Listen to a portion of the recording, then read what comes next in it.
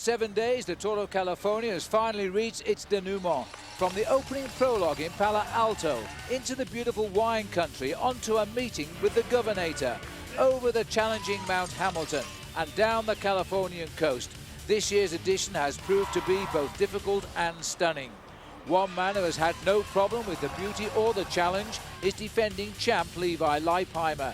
A crushing performance in the mountains, followed by a lightning-fast ride in the race of truth. Levi has steadied his team and held on to his lead. One more day to win his second straight Amgen Tour of California. We'll wrap it all up today, next on Versus.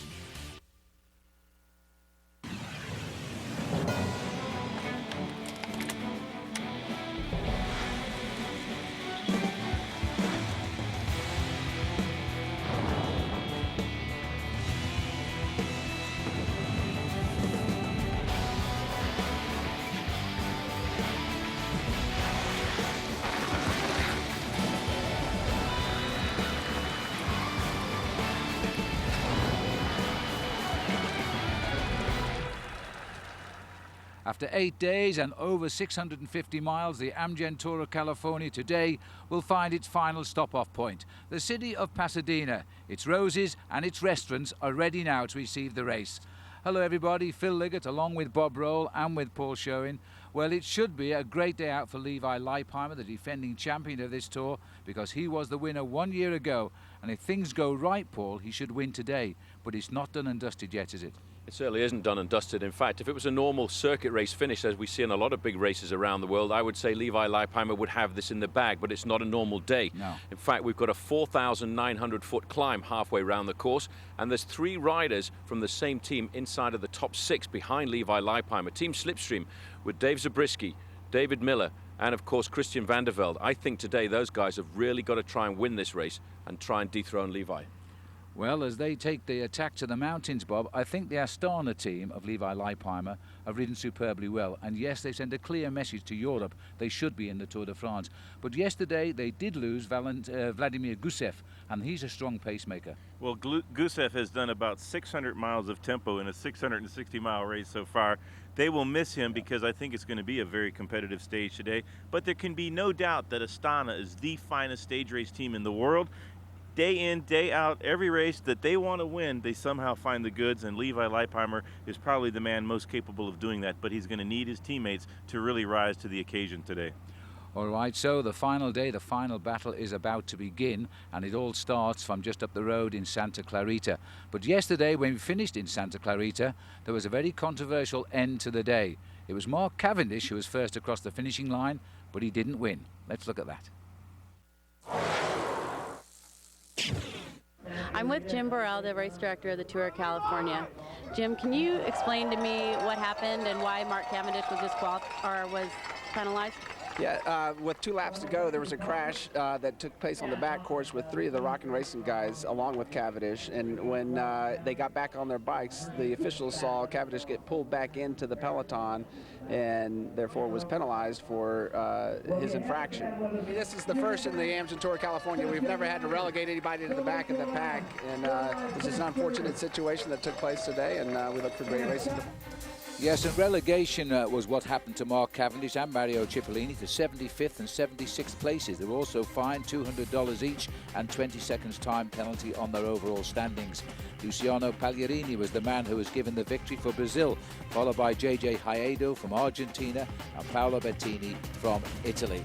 But of course, this did nothing to alter the overall standings in the race for the final title. Levi Leipheimer still very much the leader here. He laid the foundation on the Sierra Road when he broke away last Wednesday with the Dutch rider Robert Gesink. The object was to gain big time. Didn't quite get the time he expected. In fact, the pair of them only finished a few seconds ahead, but it was enough to pull on the yellow jersey. His next planned move was to gain more time in the time trial on Friday. Well, around Solvang in the individual time trial, that's where Levi Leipheimer really stamped his authority all over the race, going out with a fantastic performance, which he rated as possibly his best ever time trial performance. When he stopped the clock on the finishing line, he'd extended his lead to 49 seconds over the second place rider, David Miller. And so a 2-arm salute to the crowd in Solvang. He felt now he really was on his way to victory. In 4 hours he might have the answer. There he is, sat in the peloton. And he's riding back in the main field at the moment. There is a small breakaway. We'll catch up with that very shortly. The weather has been ugly, to say the least, throughout this week, and cold as well. So keep wrapped up and make sure that body doesn't chill down. Let's have a look now at the overall standings in the race. Levi Leipheimer is on top, and he's ahead of David Miller by 49 seconds. Christian van der Velde, same team as Miller, is third at 68 seconds. Fabian Cancellara, who led for 2 days, is in fourth place. David Zabriskie hangs on there in sixth, a minute 36 seconds back. Top 10 completed by former Swiss champion Alexander Moos. And a few notables for you here. Ben Jacquemain is riding superbly for Bristol Pro Cycling. It's an all-American team. He sits there in 16th place. Jason McCartney there, team CSC, is 32nd. This is where we go today. We head away from Santa Clarita and into the mountains, Paul, before we get to Pasadena. Pretty tough for the bike riders. It's only 36 miles if you take the straight road, but unfortunately the organisation are taking the riders into the mountains, and halfway through the course there's that big point there at 4,900 feet. That's where all of the action is going to take place. There's one king of the mountains, as we said, very high, and in fact there are 2 intermediate sprint points. We're going to finish in the new town of Pasadena for the Amgen Tour of California, but let's not forget, at those intermediate time points there are time bonuses for the riders to earn. That's right, small time bonuses today at the intermediate sprints and at the finishing line. That's right. Well, this is the scene down at Santa Clarita as we're commentating for you from the other end of Pasadena. It's hard to imagine. It's raining there, Bob. Still raining on the riders. If we told them it was sunny at the finish line, they might not believe us. It's been very miserable throughout this year's edition of the Amgen Tour of California. There's Mark Cavendish, the man relegated. All smiles this morning, maybe hoping for another chance to win a stage today. That's tough luck when you crash, get back in the field, and then win the sprint and get relegated. There's Freddie Rodriguez. He crashed as well, back on the machine and out racing today.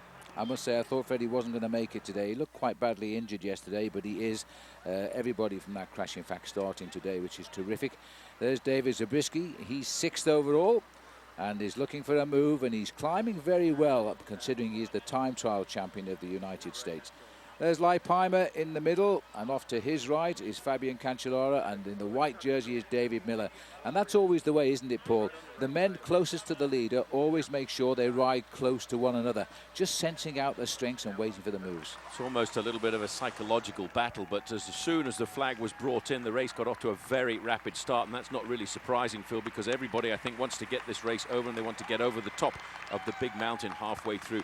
86 riders on the start this morning, only 3 teams left complete out of the 17 which started this event. That's right, and that's Team CSC, Rabobank and Rock Racing, so hats off to those guys. Almost 50 riders have abandoned, largely due to sickness and injury because of the conditions of the race this week. This is the breakaway now. And it's a breakaway of 10 riders. It's got away at around 7 miles in. We're approaching 25 miles covered at the moment as it's starting to move clear. There's nobody threatening the lead of Leipheimer. Best man in the break is in 18th position. It's George Hincapie, sat at the back in the white jersey at 7 minutes and 30 seconds behind. And they've pushed it up now towards 3 minutes.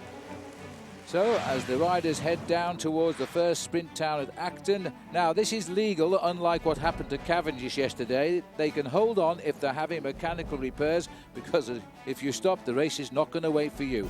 So, he's doing okay, and we'll take a break. See you in a moment.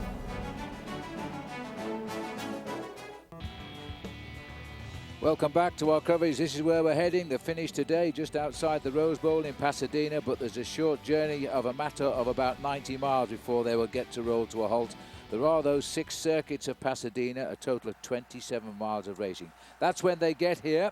This is the breakaway, 10 riders heading up to a lead of just on 3.5 minutes now. And this is the sprint classification, the Herbalife sprint. This is the standing as we race down towards Acton here at the 26-mile point and the next sprint point. None of these riders are in the breakaway, so this lead isn't going to change. Dominic Roland, the Canadian rider on Toyota United, has a nice lead in this competition, and don't forget he's the man that won the stage down in San Luis Obispo. And somebody isn't even waiting for the sprint, Paul. That looks as though it's Rock Racing's Michael Creed who's gone off the front. We're about a half a mile out from the finish line. Well, I think he's decided he doesn't want any challenge for the few dollars available for this sprint point here, and he's got himself a nice comfortable drive up to the point here as we come into the town. You can see this is not, he's looking at his hand there. I wonder if he's got a little bit of a problem as he gets himself maximum points there, because nobody else in this group was actually too worried about trying to come back up to him. but he gets that ahead of Talabardon and Jason McCartney. I think what's more important about this group is they need to work together, and I wonder if it looked as if there was a little blood on that hand. Well, he may have, not to our knowledge has he fallen off, but he may be a stone has clipped him or he's hurt it. But anyway, he's concerned about it.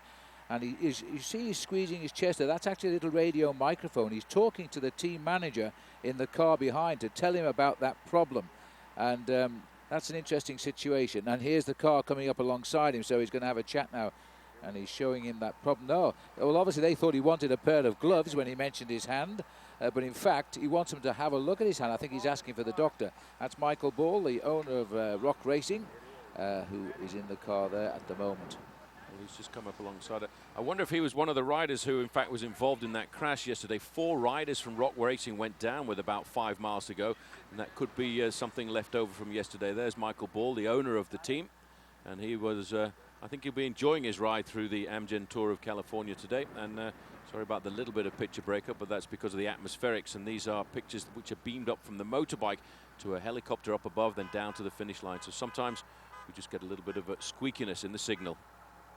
Well, there we are. This is the breakaway. We've got 10 riders in it. We've shown you the names. The highest placed rider in the overall standings of the race is George Hincapie. He sits 18th overall, with just today's stage to complete the course, but he's 7.5 minutes behind. At the moment, this breakaway has gained 3.5 minutes, so he's looking for another 4, Paul. I don't think he's looking for that. I think George Hincapie, here he is coming into frame now, is actually looking for a stage victory. He's been on the attack on a number of stages in the Amgen Tour of California. Let's not forget, for George, it's a completely different change of scene too, because for so many years he was in basically the same team structure. So I think he's trying to prove things to his teammates.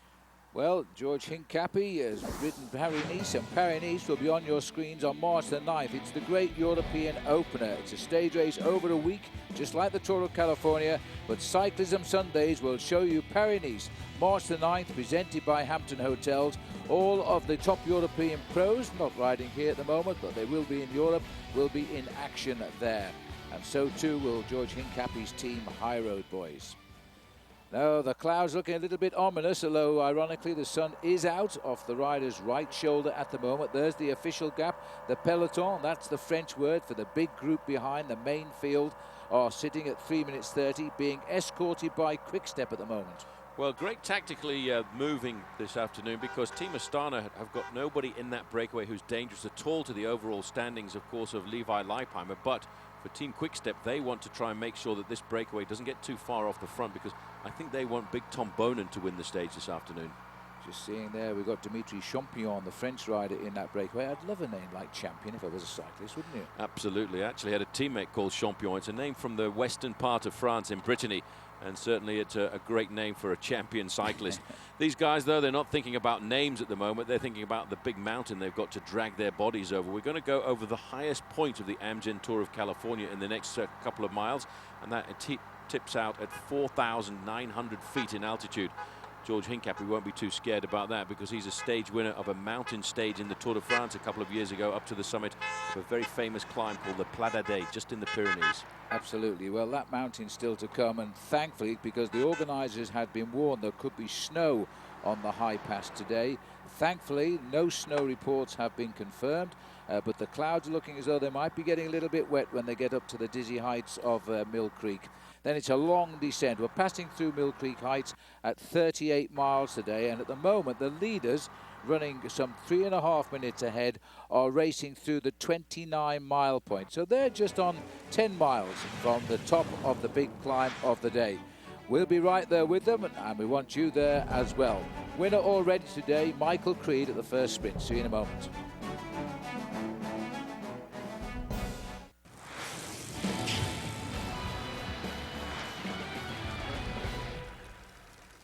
Welcome back, and the riders are now on the long, steady climb up Mill Creek here. It'll take them through the 38-mile point at the top as they're heading down towards Pasadena on the final day of the Tour of California.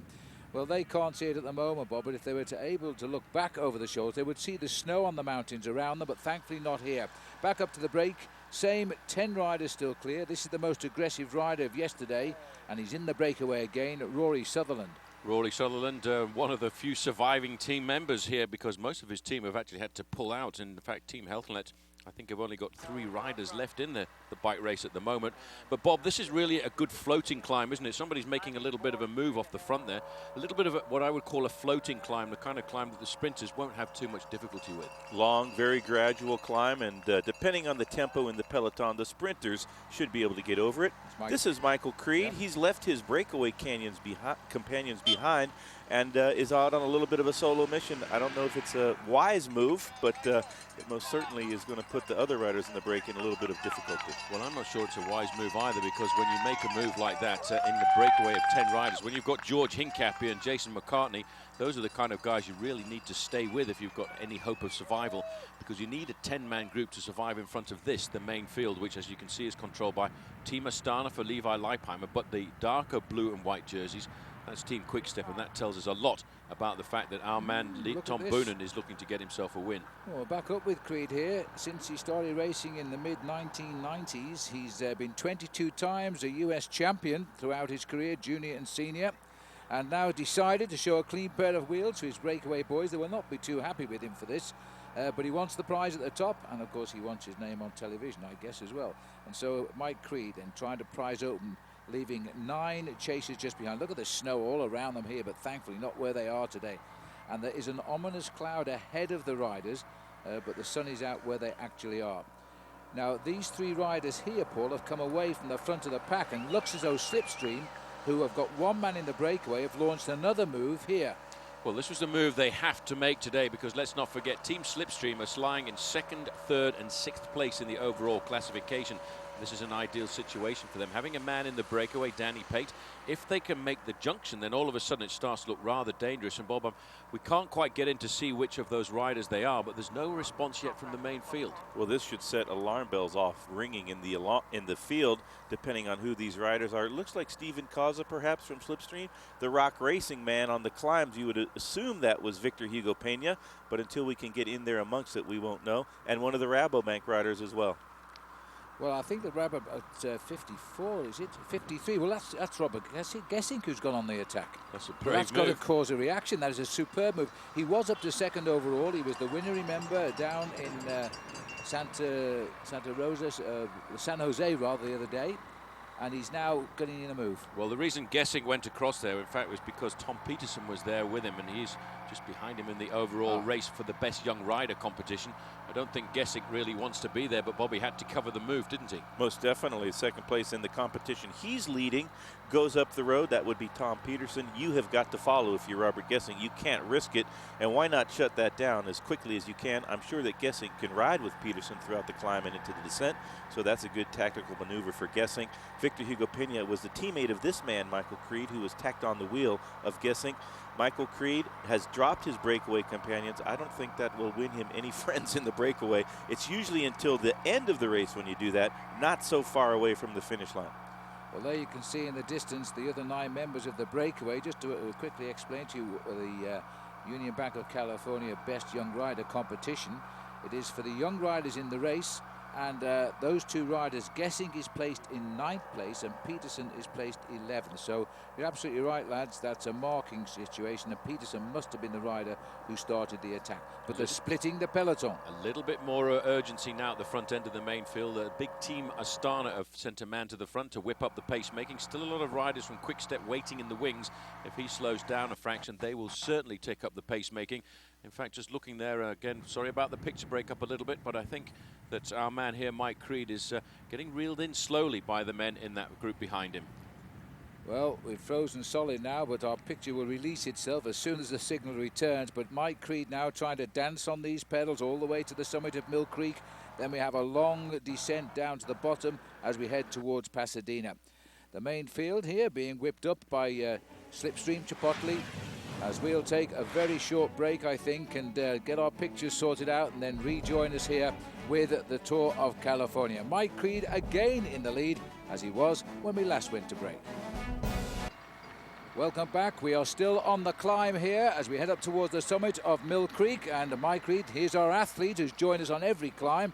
And I must say, give him a bike, he might be a pretty good cyclist the way he runs up these hills. But Mike Creed has been allowed to take this lead, or they've had no choice in the matter, but they're not coming back to him. He's going to be first over the top.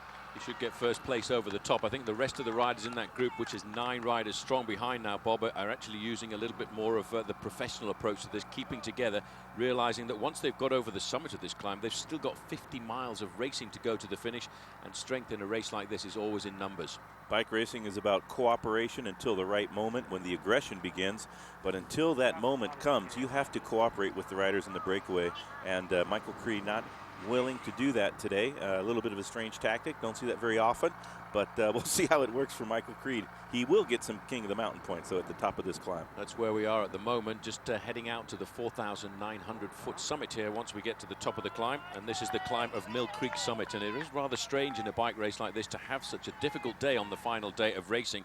That's why I think it's quite possible that there could be a move coming from Slipstream. This is a Slipstream Chipotle move on the front here, but this is Peterson looking to try and wrench the lead in the young riders competition away from Robert Gessing. Now this is the move. Now there's somebody else has just come across here. Now this is David Zabriskie. Now this, I think, is setting something up. Now this has been a setup then. This is an attack by Tom Peterson. He's now been joined by the team captain here, David Zabriskie. Now this is very serious because Zabriskie sits 6th in this race overall. And remember, Leipheimer will have his number on his arms today to try and hunt him down. There's got to now be a reaction from the main field.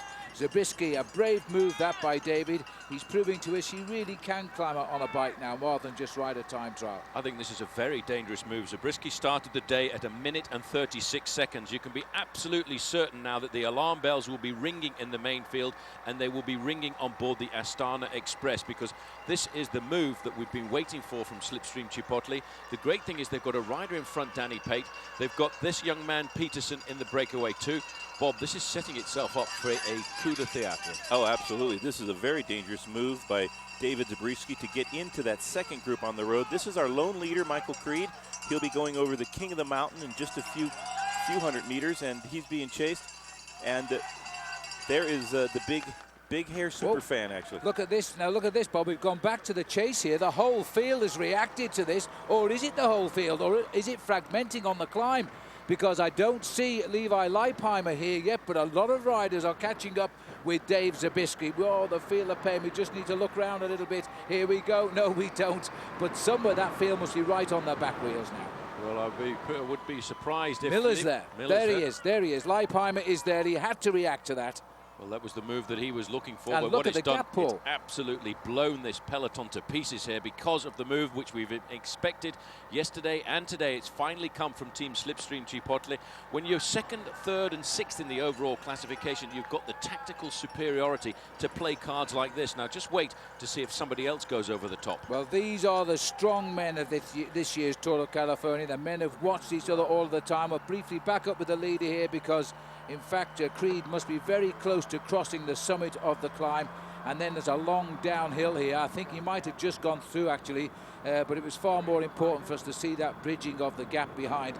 Our motos are all over the road today trying to keep up with the action, but this is the leader of the race on the road, but it's not the leader of the race overall. That is still Leipheimer, and it proves he's sharp as well because he saw that move by Zabriskie and he reacted. Now just look at this here now as the counter-attack is coming again here, and it's another Slipstream rider who's trying to hurt the field again. They're going to put all of their eggs into one basket here this afternoon. This is the last chance they've really got to try and put Levi Leipheimer into difficulty. This is a great move by these riders, but you can see in that group, Bob, Levi Leipheimer's still got a couple of strong teammates alongside him. That's the important thing. We stress this when you talk about stage racing. It's an individual who wins the bike race, but you have to have a very strong team around you, solid men. Oh, absolutely. Rock solid. Astana riding great. There's a pretty select group here. They've put at least 3 riders in there, including the race leader, Levi Leipheimer. So far, Astana doing the job that they need to do.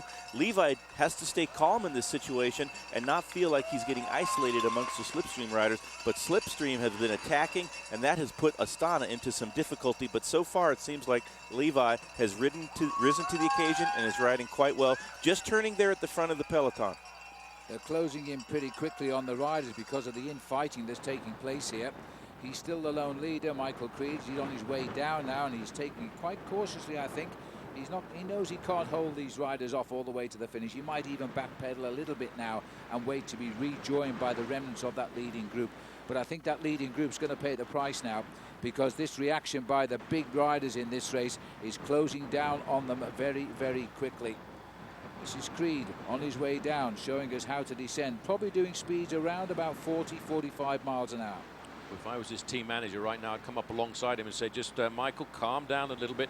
Great piece of riding on the climb, but you need to think about getting to the finish now and waiting for those guys, the 9 riders who are chasing him, with strong men like George Hincapie and Jason McCartney. That's the only way you could survive. So, as we look here at the leader, we're also hearing that the rider who won yesterday, Pagliarini, has abandoned on the climb, so his race is done. All right, well, one rider who is still in this, we're approaching the final climb of the day, is the leader of the King of the Mountains competition, and that is the BMC rider, Scott Neidham. And he is riding with strength for a very special reason in this race. Let's hear more. Team BMC rider Scott Neidham, who has worn the Californian Tourism King of the Mountain jersey for the last 4 consecutive days, is riding for more than just his team. Like all riders, Scott has got plenty to think about before the next stage, but this year he has more on his mind than most. Well, my father came down with diagnosed with an acute form of leukemia. In the lead up here to Tour California, really had to gather my reasons for why I wanted to be racing my bike, and whether or not I should be by my dad's side or here supporting my team. It just became increasingly more evident that I need to get out here and race as hard as I can and fight to hopefully encourage those who have their own battles to do the same. I thought about the Lance Armstrong bracelet. The only thing was I shaved my head when he shaved his head. In the same hour that he did his in Michigan, I cut mine by myself in the mirror in California.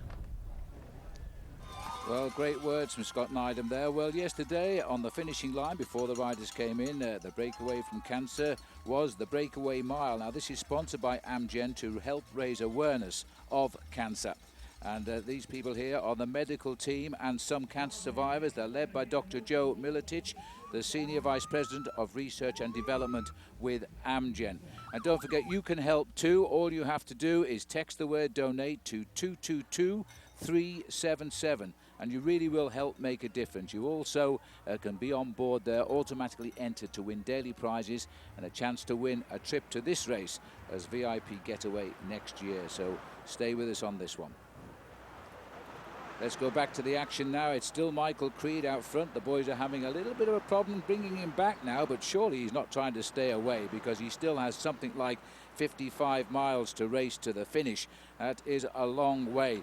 But Michael Creed is over the top of the last counting mountain in this year's Amgen Tour of California. There he is, and he's grabbing all the drinks. He's going to need them on the way down. We'll see in a minute.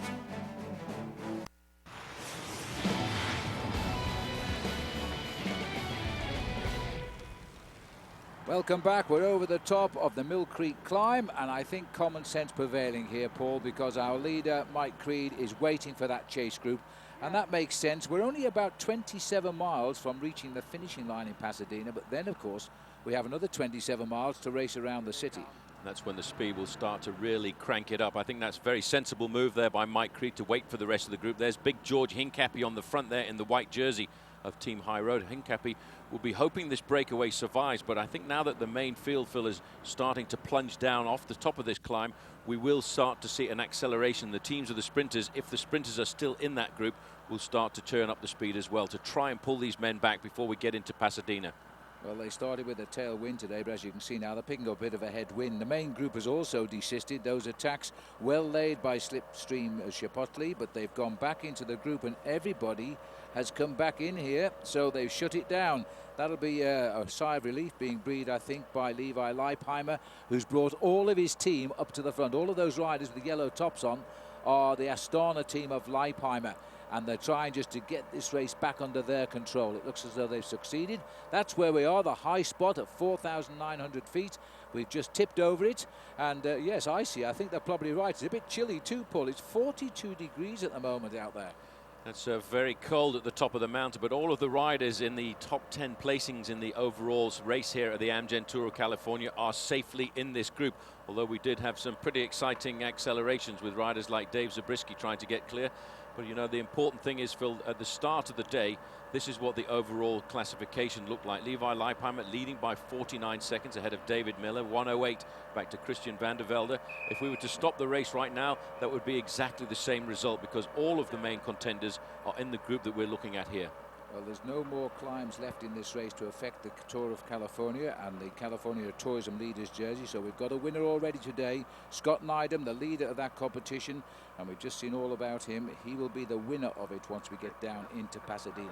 He's got to finish the day, of course. Right, so Astana in charge here, but you know, when this first Amgen Tour of California came along in 2006, the winner was Floyd Landis, and he's now talking here at the finish line with Bob Roll. Here with Floyd Landis. Floyd, you won this race a couple of years ago. Have you noticed some growth in the Amgen Tour of California since then? Yeah, it's wonderful. I was here last year for quite a few of the stages, and this year I missed a couple in the middle, but I was up in Santa Barbara again, and then down here for this, and there's lots of people out here. The energy's good. We're topping out at close to 2 million spectators. That's pretty edifying. I couldn't be happier. I hope they're all getting as much excitement out as I am. It's a wonderful sport, and today's going to be a good race. I mean, I think they're on the climb now, and hopefully Levi's got control of it, but it should be good.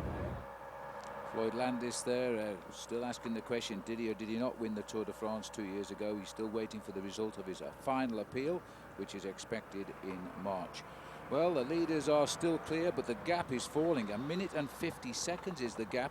So that little flurry of infighting has shut it right down, Paul, because those 10 men had 3.5 minutes at one stage. They did, but I think now the important thing is, Phil, you can look at the front end of the main field, and it is very organized. You've got Team Astana, Team Quickstep, and waiting in the wings, you've got Team Rabobank. So I think we're going to see some high speeds very shortly in this main field, and those 10 riders will shortly get wiped away. Well, the uphill is over for the riders in this year's Amgen Tour of California, but you know, it's only just begun for the NHL.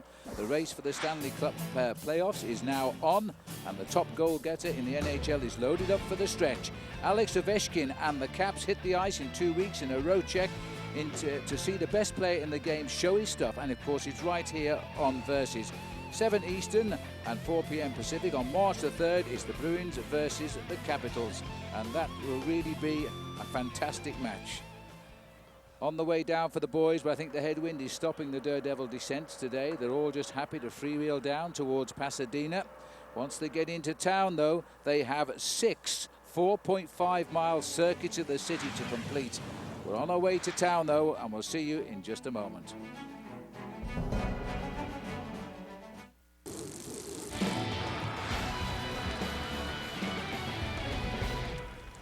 Welcome back. We're still on the climb of Mill Creek, at least for these riders here. And 93.4 miles on the schedule today. We're approaching the 38-mile point with this group of riders. Rory Sutherland up there, George Hincap is here, Jason McCartney, the Frenchman, Yannick Talabaudon, Olivier Zog of Switzerland, and Dimitri Champion, another Frenchman on a different team. That's the group, Paul, and they've bricked up Mike Creed, I think, now, and put him back in his place. Well, I think he needed to sit up and wait for him. There he is, just sitting 4 riders from the back in the lime green jerseys there of Rock Racing. This is the most sensible chance, I think, for these riders to survive off the front end of the main field. They've been in the saddle now for 2 hours and 12 minutes, but again, weather's starting to change a fraction. The riders today seems to be one of those days when you're taking your raincoat off and then putting it straight back on again. Well, they, of course, are over the top of the official climb, but as you can see, the road is still continuing to go up here at the moment before we start the plunge down. They're the 10 leaders. Let's go back and have a look. A little bit of a conversation going on here between Levi Leipheimer and David Miller.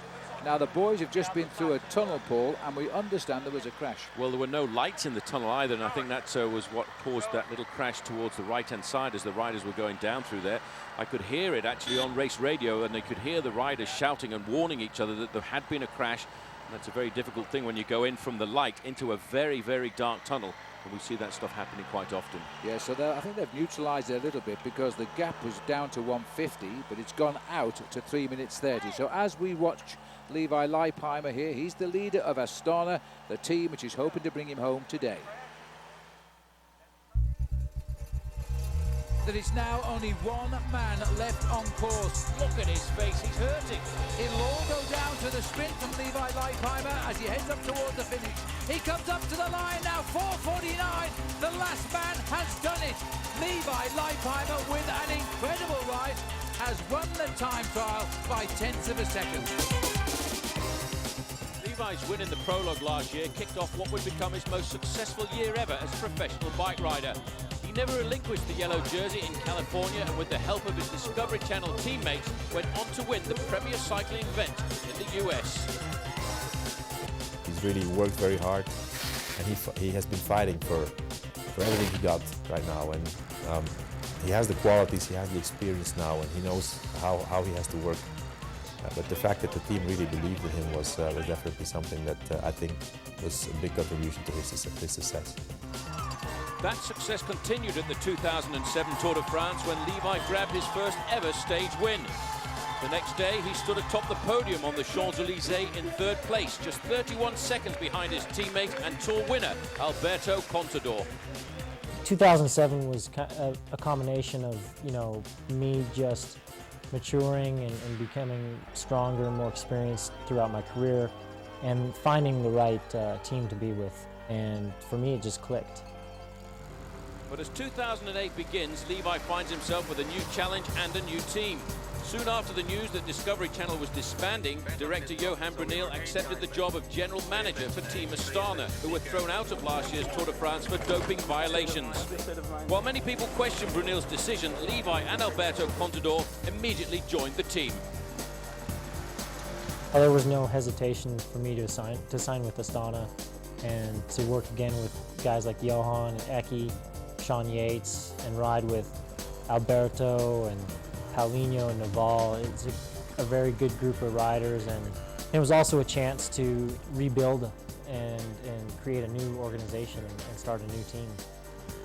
Bruneel also signed American Chris Horner, who enjoyed his best ever season last year with Predictor Lotto. He'll be instrumental in helping Levi defend his title here in California. He's motivated, he wants to win the game, and he's come with the form. I can tell already he has the form to win it. He's a fabulous rider, a great rider in terms of results, but a good person off the bike too. There's no tomorrow.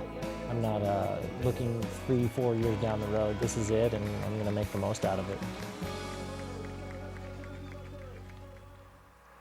Well, the Astana team are doing their best for Levi Leipheimer. He's getting his season off to a great start. He's the winner-elect of this race now, and he's got about 45 miles before he'll get that winner's yellow jersey. And making a big effort to break into the Tour de France, who won't accept his Astana team. LetLeviRide.com is his website, and already 35,000 people have signed in to say they want to see Astana in the Tour de France. Rain is back with us. I hope not for long. We'll take a break.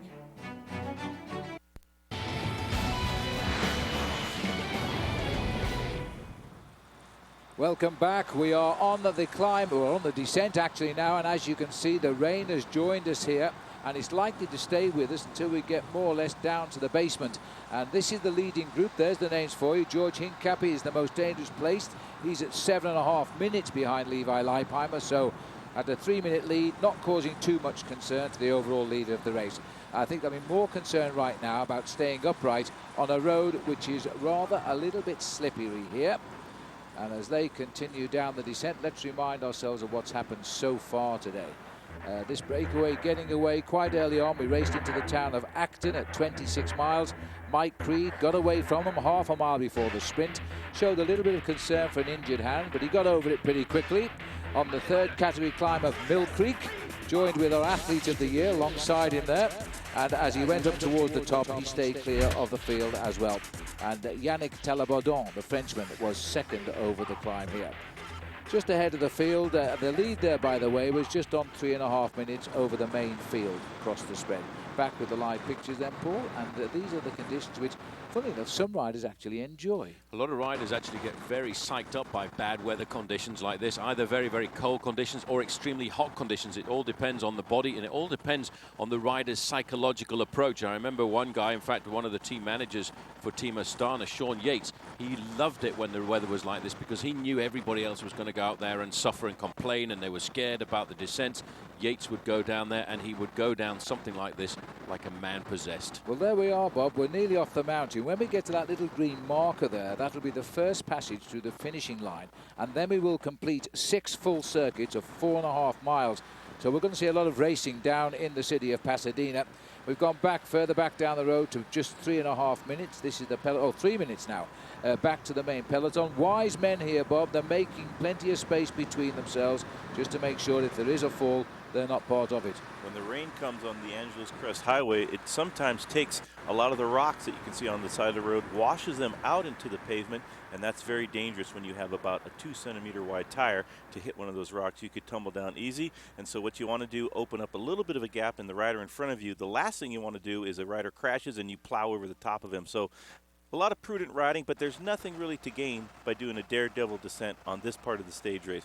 You can't really, it's way too far away from the finish line to stay away, so it's better to stay together in the peloton and get safely off the mountain. Well, these are the leaders' jerseys here. Levi Leipheimer is in yellow, the best young rider, Union Bank of California jersey worn by Robert Gessink. The Herbalife Life Sprint Leaders jersey, Dominique Rollin. And the King of the Mountains California Tourism jersey, Scott Neidham. He has actually won that jersey now, but he's got to finish the race to claim the winner's jersey because there's no more categorized climbs in this year's Amgen Tour. So they are the coloured leaders' jerseys. We wear those, of course, so we know who's leading the competitions. Back up with the leaders anyway as they continue. Well, down at the finishing line, there's a huge crowd beginning to gather here, and they're enjoying a festive atmosphere. And I think we can now earwig a little bit with the race announcers. There's the crowd for you. Pasadena. Let's light it up here. So, as the peloton is bearing down on Pasadena, it's only a matter of minutes until we've got them on the circuits. And it is going to be a battle royale, Jeff. And with Hank Vogels out now for the Toyota United team, the man in the Herbalife Sprint Leaders jersey has lost his most valuable ally. That was Dominique Rollin in the jersey still, but Hank Vogels is out. His lead-out man is not there. He'll be looking for other sources here. Well done, guys. Jeff Roke and Dave Towell. I have to say they really work hard down there to keep the crowd enjoying, telling them what's happening. In fact, we learned something there because Henk Vogels has just abandoned the race, leaving Toyota United now with only 2 riders left in the race. That's going to be very difficult for the man who leads the points classification in this event, Dominique Rollin. He's not going to have anybody at all to help him out when it comes down to the sprint at the end. And that's a competition where the top 3 riders are very close together. In fact, JJ Hayedo will be looking to try and win that competition with a win today. All right, well, by the time we get 3 hours into the race, the boys should be heading out for the sprint for the first passage through the finish line down here in Pasadena. We'll take another short break. Let's hope we leave the rain up on the mountains.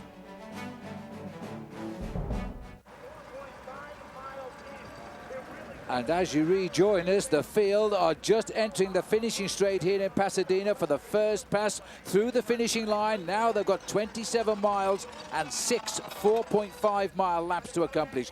The same 10 riders are clear. We believe the chase is now inside 2 minutes behind them. Well, it's going to be a real royal chase around here. We're right in the heart of Pasadena. Brookside Golf Club is where the riders will circumnavigate 6 laps of 4.5 miles, making up that total of 27 miles to the finish. And I'm hoping, Bob, that we've left the bad weather up on the top of the hills, because although there are a few umbrellas down there amongst this enormous crowd, it doesn't really seem as if they've actually started to rain down here. Now these laps are 4.5 miles around. That's Big Tom's Herbal on the front of the bike race right there. A few raindrops still lingering, but the streets are dry, and that'll be a welcome respite for the riders who've been out on the sodden roads of California throughout this week. A lot of terrible weather, and they are hoping for a little bit of dry roads. But this is the breakaway. They've got a 2-minute lead on the peloton, and soon it will be the sprinters teams that take over the pacemaking. Danny Pate is the rider below the camera there. He's just done his work on the front to be looked down from my Rock Racing cam, and these 10 riders a little bit split up after the finishing sprint there, but they're continuing on now, and they're generally regrouping here. We're waiting to see the peloton now arrive through the finishing line.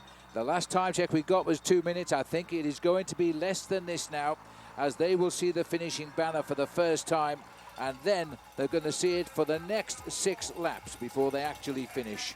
It's always hard on a day like this to try and figure out which teams are at the front, but those helmets I can see are the team Rabobank, and they're obviously moving to the front for their man who I think would like to try and get a win of one of the stages of the Amgen Tour of California, and that's the 3-time world champion. And that, of course, is Oscar Freire, just exactly 2 minutes dead as they came along the line there. And they're now going to face up to 27 miles. But, Bob, I have a feeling that very shortly we'll see another number of teams coming to them. There was Paolo Bettini saying to the lads, come on, Team Quickstep, let's get the race rolling. 2 minutes to this group of our leaders right here, and maybe the impetus going out of the breakaway. They can look behind them and see the peloton charging down. And soon, I think you're right, the team of Tom Bonin, one of the fastest men in the world. He's won a stage already in the Amgen Tour of California. He'd like to add to that total on today's stage. Last chance for everybody.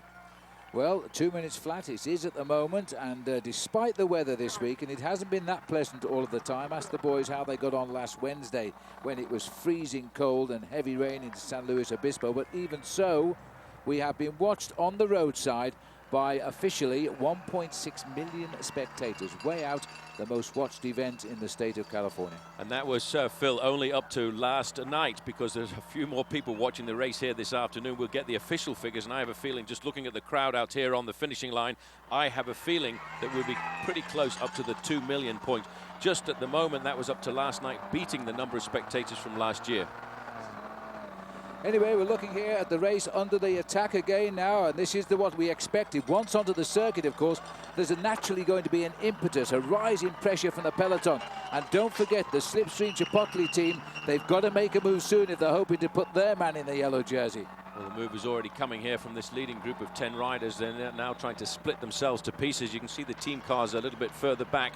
Danny Pate in there for Team Slipstream. He'll be trying to get himself a victory here this afternoon. That's George Hincapie over on the left-hand side in the white jersey. Jason McCartney putting that little attack in and chased down by George Hincapie. So the cooperation not there. A lot of looking around the shoulders to see who's going to make up the tempo. That's Olivier Zaug, the Swiss rider on the Gerolsteiner squad. And it's a little bit smaller group, so now the attacks have begun in the breakaway and the chase has begun in the peloton. That's Quickstep. They have Tom Bonin, and that is Rabobank with the orange helmets, and they have Oscar Freire still in the race and looking for a stage win. Maybe this will be Oscar's day. He's been very quiet, a 3-time world road race champion. Gerolsteiner and the team there of Olivier Zog, who's in the leading group. They've only got 3 riders coming into the finish here in Pasadena. They were hit by a virus, and 5 of the riders retired on day 4 of this event, which is rather sad. But there is the break, just checking out. They know the chase will be on now, as we're watching here, handing in the racing cape there of Mike Creed into the team Rock Racing. As you see the clock creeping up towards 3 hours cover. These are live pictures in downtown Pasadena. The boys are on the first of 6 laps here. Another little move going again. Jason McCartney looking for the gap here. The Rock Racing cam giving us a bird's eye view of exactly how this race is unfolding. It's always great to look down from a helicopter just to see how the main field reacts and how the main field starts to move. But that is McCartney going clear. Hincapie dropping back down there, I think, into 3rd or 4th place. Well, they've got to keep up this, Bob, because if they don't, they're going to be caught. So these sort of carrots the rest of the break to say, come on, guys, don't lose your enthusiasm now, because we're on the circuits. They know that the field behind will be chasing. This is another rise on this circuit. I forgot to mention this, Bob. This is not a flat circuit. This is quite a tough one. No, this is a steep little climb that's about halfway through the circuit. Jason McCartney chased down there by George Hincapie. Here comes another move on Rory the outside. Sutherland. This is our man from Canberra in the ACT, Australia's capital territory. Rory Sutherland having a little dig. He's wearing the Tachyon red jersey because yesterday he was voted by the media the most aggressive rider on yesterday's stage, and he's standing a good chance he's going to win it again today. Got a little gap there over the front end of the riders. Hincapie being very attentive, just making sure that nobody goes clear off the front. Only 3 riders left on Team HealthNet. Rory Sutherland being one of them, and he's the man really giving the acceleration at the front. In the main field, they've got John Murphy and Frank Pitt, but it's amazing how many teams filled this year have been absolutely decimated in this race. There's the route for you. We're through the mountains now. We're heading onto the circuits here. We've gone through the 70-mile point now of 93 miles, the race distance today. In all, 660 miles this race since we left Palo Alto a week ago now, a week and 1 day to be absolutely precise, because this is an 8-day race. And these boys now settling back in again. It's good to see that they've sensed 1 or 2 riders in this breakaway are tiring, and they're trying to split it up here and put the strong men out. I see we've got a couple at the back there just now. So as we stay on the pavements, obviously on the backside of the circuit here, it's a little bit wet again. So although it's nice down by the finish, the weather is still catching the rain off the mountains. Well, let's remind ourselves the title sponsor of the Tour of California is, of course, Amgen. And they are based right here in this state in 1000 Oaks. So exactly who or what is Amgen? Here's Dave Toll to tell us more.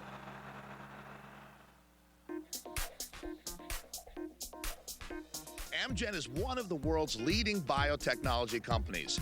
This amazing company discovers and makes vital medicines that over the years have helped millions of people around the world fight cancer, kidney disease, and other serious illnesses. Did you know it typically costs more than $1 billion and takes more than 10 years to develop a new medicine? Wow, that's a long time to wait for a win. Actually, that's probably close to how many years of hardcore training it took for Levi Leipheimer to build up for his win at last year's Amgen Tour of California.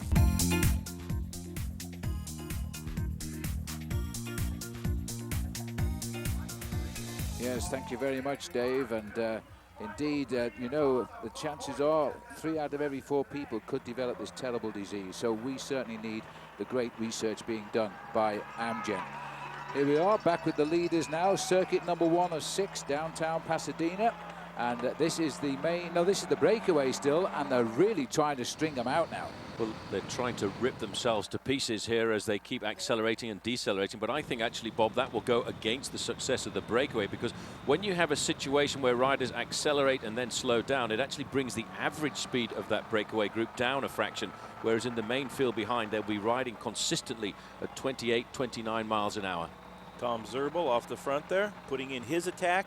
Once the cooperation goes out of the breakaway, then the hostilities begin. The cooperation ceases. You have to time it so it's close enough to the finish line that you can actually stay away, or your whole day, your whole effort is wasted.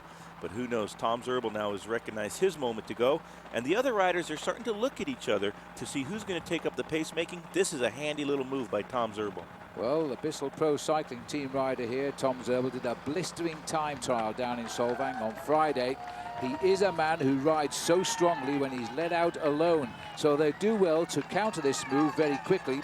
Otherwise, he might just leave them behind. He lives down in Boulder, Colorado, but look at the size of him, Paul. 6'4" and 194 pounds. When he gets that big body rolling, it's going to be very difficult to pull him back into the fold. He actually started coming to the fore last year when he won 2 stages of the PowerNet Tour of Southland. And he was 4th, in fact, in the US Pro Championships time trial. So he's a pretty strong man, and I think they've made a little bit of an error here, Bob, to give him that gap. Well, he's really warmed to this race, got better and better as the race has got longer. Yes, he's 22 minutes behind Levi Leipheimer in the overall standings, which means he can't possibly win this race, but he can certainly win the stage if he sticks to his guns here. They've had to reorganize themselves back in that group, 9 of them getting together, 9 against 1 at the moment. And Tom is winning this one, just for the moment anyway. Just for the moment. Now, you see these guys, they've completely and utterly lost all their impetus. A move coming here from the young rider from France. He's seen the danger of allowing somebody to go clear. He's come there immediately by Jason McCartney in 2nd position. He's come straight across the gap, and again, they're trying to pull it all back together. That's Danny Pate trying to close down the gap. Yes, and Dimitri Champion is the Bouygues Telecom rider up there as well. Oliver Zog reacts in the blue jersey. He's ripped across the gap as they've gone through, and look at the weather. It's caught up with us, I'm afraid. The boys have brought it off the mountains with them. It is now teeming with rain here in Pasadena. But you know, this is the one thing about cycle racing. It is virtually never cancelled because of the elements, unless, of course, there's a foot of snow down on the ground. That's about the only thing that makes it possible to cancel a bike race. And this afternoon, yes, the weather is bad, but these men will continue and battle out over the final couple of laps here as we look down at the Amgen Tour of California. They're about to start the short climb now. And Bob, that would be an ideal point for somebody, if they're feeling strong, to actually jump across the gap. And that might be the last chance they have to ever see this man again before the finish line. There's a lot of marking now going in the rest of the breakaway behind, and Tom Zerbel in the meantime, he's got his head down in the aerodynamic position, and he is just stomping his way towards the finish line. Let's see if there's any cooperation left for the riders that he has been with throughout the stage. I don't think he wanted to make this move quite so early. With still 5 circuits to go, Bob, but I think he sensed that breakaway wasn't working together anymore. And look, it's split up because in the distance there, they're all in hot pursuit now in 1s and 2s to try and reach Tom. It would be better for Tom if 1 or 2 reached him, I think, to give him a hand. Here comes the bunch. The rain is tippling down there under the 1 kilometre to go to the end of the lap. And they don't look too interested all of a sudden now. The gap might be going up a little bit. Well, I have to say they're not really chasing in a concerted effort, and the speed does not look very high in the main field. And it may well be that for another occasion in the Amgen Tour of California, the breakaway group is going to survive, and the sprinters maybe won't have their day at the end of the race. But you know, take heart, because the crowd here have stayed loyal to this race despite these conditions. There is a massive crowd here in Pasadena. The clock is counting down the split since Zerbel went through under that banner. It was 2 minutes, 4.5 miles ago, so he has pulled out just a little bit. The peloton didn't gain back any time at all. In fact, they have lost about another 24 seconds they've lost in all on the line. They have 5 laps to go, or 22.5 miles left. The leader is about just on 1 mile ahead of them, with the peloton in between chasing him. That's the situation as we continue our live coverage here of the Amgen Tour of California. See you in a moment. Welcome back. We're looking here at Tom Zerbel, who has gone clear of the leading group, and it is looking good. The rain is tippling down now, Bob, and the race doesn't deserve this, but even the best organized races in the world can't avoid the weather. Heavy rain in the finale. Tom Zerbel fighting his way through that, deep in the rhythm now, suffering like an animal, putting everything he has left into those pedals. He's left behind some of the biggest bike racers in this race, and he has got a good little gap. Here is the chase led by George Hincapie at the moment, and another rider trying to get across, but Tom Zerbel, it seems like, has made the perfect moment to put in his attack. Well, there's a view from my rock racing camp. In fact, that is Zerbel up there. So we're going. No, that is Rory Sutherland, isn't it, down there? That's Sutherland. He's trying to race across the gap and join the leader. Now, if he got across, Rory is also an extremely good rider alone against the watch. He's a silver medalist in the national championship in January this year in a quaint little town called Ballarat down in Victoria State in Australia. Well, the fact that none of these riders are able to respond to attacks like that indicates that they're starting to feel the fatigue of what has been a very long, hard Amgen Tour of California, which is why now these guys are staying together, just hoping that they're going to survive. I think that's a brilliant move by Tom Zerbel. He's a very powerful athlete, a very good man in the discipline of the sport known as the individual time trial, which I think right now is going to give him a very serious advantage. But as you say, Phil, if the man we're looking down on there, Rory Sutherland, can make the bridge, then it could well be that this race is over and done with. All right, well, let's see if we can find where the peloton is beneath the storm that's currently hitting us here. Oh, not very good, is it? Sorry about that. Oh, there they are. And you can see the wet on the road now as they make the way. This is how it all started out this morning. Leipheimer, 49 seconds better than David Miller, 1:08 on Christian van der Velde. Miller and van der Velde are teammates. Cancellara is 4th, a CSC, and Gustav Larsen there sits in 5th place. Every one of the leaders are in that big pack, and as the pack is any pack of riders that crosses the line get the same time, that means that those times would not alter, and that's why, like Levi, all he has to do now is make sure that those names don't leave him behind. And of course stay safe as well and keep himself upright, because it's a very tricky course around here. There's a few slippery little bends. Tom Zerbel, the man at the front here, Bob, the last time we went back to the main field, all of a sudden they've got excited. All of a sudden they realize they can catch this man if they work together as a solid group in that main field. And Team Quickstep, well, the team again coming to the front, trying to whip up the pacemaking. But the way this man is riding, I think they're going to have to put in a fairly sterling performance if they think they're going to pull this man back. It will be a huge effort from the peloton to catch this man. Only 86 riders left at the start of the day, and we've lost a couple of those out on the roads. And Tom Zerbel is really doing a great job. This is Rory Sutherland. He's trying to get across. So we have one rider in the front, Zerbel, chased by this man, Sutherland, and then there's 8 riders following him. But Tom Zerbel, I think, has picked the perfect moment to attack. He knows that if the sprinters' teams don't cooperate and don't put in a maximum effort, he might be close enough to the finish line to stay away, and what a solo victory that would be. And here is the breakaway. Tom Zerbel was in this. He's left these riders behind, and now they are in a desperate chase to try to win the stage and save their day. Well, 7 riders are here, so we've lost 1 in this group as well. 2 riders are up front. There is Tom Zerbel being chased now by Rory Sutherland. If they get together, 2 will ride better than 1 against the rest of the race.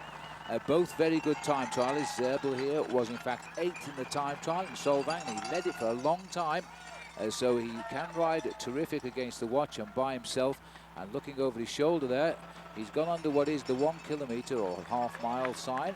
As we're heading back into the finishing line, he will have completed 2 of 6 laps. So he's still got 4 laps to go, but he's still not looking like a man who's tired. He's full of spirit just now, Tom Zerbel.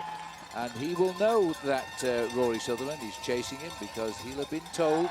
It's a question of whether he wants to ease up a little bit and let him catch up, or whether he's going to try and go all the way to the finish by himself. That would be great. Well, in a situation like this, I think the most important thing for him is just to keep riding. You can just see Sutherland coming around the corner. That puts around about 200 metres between them, and that's an indication that Sutherland is getting across the gap. But there's the rest of the group too. So an indication everybody now is starting to take this very seriously indeed. And I think we may well see the time gap, Phil, when we go back to the main field, start to come back inside that 2-minute mark.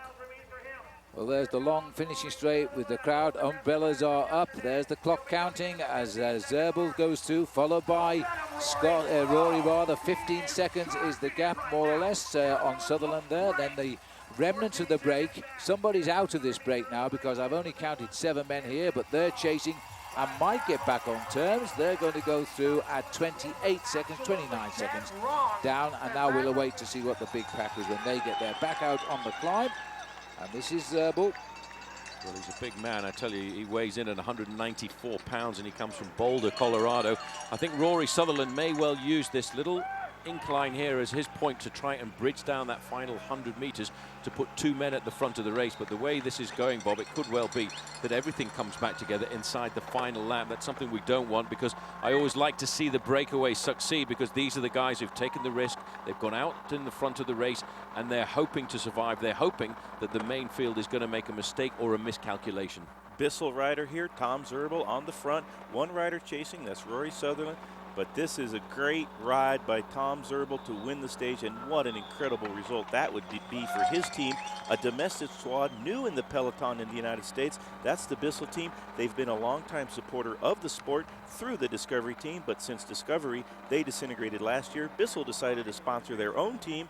They hired this man, and what a great acquisition that was. Tom Zerbel, he can look back behind him, and he's starting to eke out a little bit more of a gap. But look, just there in your picture is Rory Sutherland desperately trying to close that gap. Rabobank back on the front of the group. This is the rest of the race in the Amgen Tour of California, and they're leaving all the work to the Dutch professionals here to drive on, because they have a world champion in Oscar Freire on their squad, and if they could bring this race back together, these would be just the conditions for Oscar to unleash his fearsome sprint. It looks a very small field now. Almost 50 riders have abandoned this race since we started out in Palo Alto exactly a week ago, and now they're coming through. There's the clock still counting. They haven't made any improvement at all on Zerbel, which is terrific news for him, but 2:24 was the gap, and it's going to be even further out now, Paul. So at the moment, it is swinging Zerbel's way. There they are, missed the actual clock. We probably see it on the banner as it goes through. About 2:33, I think it was. 4 laps to go, 18 miles. Remember that all of the heads of state, the riders at the top of the overall standings, are in this group. And all they have to do is to finish alongside each other. They'll all be given the same time, and they'll all run out with the same time gaps that they had at the start this morning. We'll talk about a race within the race. This man is a long way down in the overall race, but for him, if he can win this final stage, it's always good to win the final stage, because people tend to remember that, and if he can get a win for his team, Bissell, that would be a phenomenal outcome for them out of the Amgen Tour of California. But the way he's riding and holding a full team like Team Rabobank really just goes to show that this is a fine performance. It's a terrific performance, and the team has worked for this, because their team leader is another rider, Ben Jacquemain. He has ridden very well in the Tour of California, but he's a total unknown last year. He's back this year. He's finishing up very highly placed in 16th place in the overall classification. He's best of the team. If they could just get a stage win as well, they would really strut their stuff tonight when they all go out for a drink, I guess. Well, also important for one of the American-based teams to beat the big European armadas, because that really is an impressive performance, and that's certainly what they want to do. This man, looking down from this altitude from the rock racing cam, Bob, you can see he looks solid on the machine. He's not showing any of those telltale signs of weakness. The top part of his body is not moving at all, and he's got great cadence there, pedaling here at around about 100 revolutions a minute. That's a fine performance. The man has still got strength. Well, pain wreaking havoc in the mind right now, and the muscles crying out for mercy. But if you want to win the stage, there will be no mercy delivered to the muscles. You got to keep pressing on, and Tom Zerbel seems to have the wind at his back, and the riders chasing are not making any progress back up towards this man, Tom Zerbel. What a great ride by the Bissell Pro. Absolutely superb. He tore around the hillsides at Solvang, and he shocked us all with his riding there. But the interesting thing is, when you're a stage race cyclist and you come out every day, obviously you've got to finish every day to be allowed to start the next day. It's the power of recuperation. And sometimes guys start a little under their best condition and they warm. And I think Tom Zerbel has got better and better and better this week, and he's really finishing on a strong note.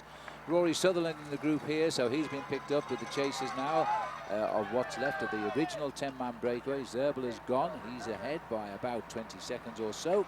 And the George Hincapie, he'll be upset about this move. He'll want to be up front, George, because he's still looking for a win this week, and he's come close on a couple of occasions. Well, I tell you, these guys are now starting to look a lot more serious as well. They've got themselves organized. They're sharing the pacemaking at the front, and this may well be a disadvantage now for the lone leader. There you can see Jason McCartney pulling off. Hincapie, I think, Bob, would like to get a win for Team High Road. They've been so close, knocking on the door, crossing the line in first place yesterday, but only to have their man Mark Cavendish relegated.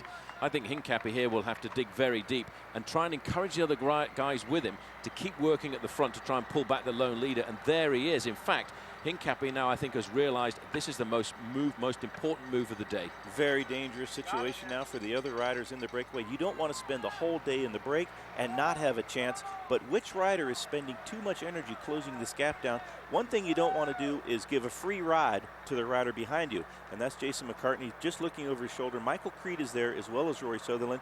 But if all four of these riders cooperate with each other, they have a much better chance of catching our lone leader, Tom Zerbel. Well, let's have a look now. Here is the leader, Zerbel, but he's got four very strong men have got themselves together here. Sutherland, Hincapie, McCartney and Creed. They are the four riders who are mixing it now to try and reach him. And if they do, five very strong men will go towards the finish. Normally, they would not have survived in a breakaway like this, not with a big field chasing at just 2 minutes, as it was when they reached Pasadena. But the weather has affected the enthusiasm back there in the big field. It certainly has, and the riders in the main field won't want to take the massive risks as they go around the corners, the sweeping bends that we've got on this finishing circuit here, right in the heart of the Rose Bowl outside of Pasadena. And that may well be why the breakaway on this occasion has got a very good chance of succeeding. Very clever bike rider, George Hincapie, been around for an awful lot of years. I remember when he was just 19 years of age, he beat all of the top European pros in the old race, the Tour du Pont on the East Coast, when it went down into the Homestead. And on that occasion, the referees didn't like the way George Hincapie found a way through the main field and disqualified him, but he's come back from that, and he's come on to be one of the top American statesmen, I think, in the sport of professional cycling. Worldwide, he's a terrific bike rider, George is. He knows what it's like. He's had the American title twice, I think it is, throughout his professional career, and this boy is certainly not waiting for them. He is, in anything, prizing open another second or two advantage. They're not bringing him back.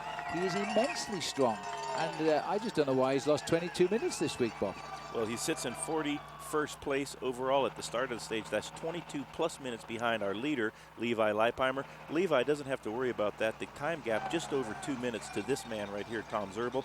So Levi, in the meantime, back in the peloton, riding as easy as he can ride. His teammates doing the tempo, keeping him out of danger. But we have a mano-a-mano battle royale at the front of the bike race for the stage win. Zerbel, maybe if he had a little bit better tactics, he'd wait for the four riders behind to join him and start cooperating with them, so he's not exhausted before the finish line. Well, at the end of the day, if they get together and there's a group of five riders working together at the front, they've got much more chance of success and survival than one man on his own, because this man, I'm feeling certain now, is going to start to weaken after a long breakaway like this. And of course, the cold weather will start to dampen his muscles and make it that little bit more difficult to respond. The main field now are really starting to take this very seriously, and Quick Step coming to the front to help out Team Rabobank. that little climb there is going to have to start making these riders hurt. Well, Quick-Step have come forward because they've got the big sprinters, Tom Bonan, who won in Sacramento early on in this race, but they've also got the world champion Paolo Bettini, who is also not surprised if he takes out a bunch sprint as well. So they've every reason to close it right down. They're coming round to the end of the third circuit, exactly half of the 6 circuits here. And that'll be a psychological thing. They've suddenly realized, hey, we're not closing in, and we've gone through half of the laps. And if we don't shut it down quickly, they're not going to shut it down. They need to do it in the next lap. The next time they come to the finish line, they have to see that the gap has gone inside of the 2-minute mark to give them the encouragement and the enthusiasm to keep that pain in their legs, to keep themselves going further forward.